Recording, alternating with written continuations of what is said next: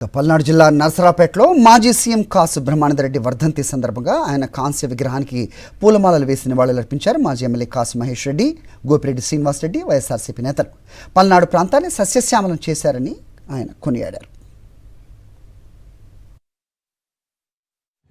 ఓ సామాన్య రైతు కుటుంబంలో పుట్టి స్వతంత్ర సమర పోరాటంలో భాగస్వాములై జైలుకు పోయి తదనంతరం రాజకీయాల్లోకి వచ్చి ఎమ్మెల్యే నుంచి ముఖ్యమంత్రి, మంత్రి, కేంద్ర మంత్రి, అఖిల భారత ప్రెసిడెంట్ గా చేసి ఈ ప్రాంతానికే కాకుండా ఈ రాష్ట్రానికే వన్నె తెచ్చిన నాయకుడు శ్రీ కాసు బ్రహ్మానందరెడ్డి గారు.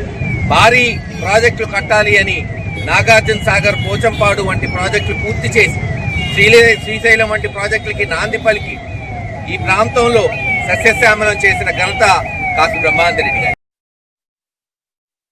మంత్రి పదవుల దగ్గర నుంచి, రాష్ట్ర మంత్రి పదవుల దగ్గర నుంచి ముఖ్యమంత్రి పదవి, అట్లానే all India Congress party president గా, మహారాష్ట్ర గవర్నర్ గా, కేంద్ర మంత్రి పదవులన్నీ కూడా చేపట్టి పదవులకే వన్నె తెచ్చిన వ్యక్తి బ్రహ్మానంద రెడ్డి గారు.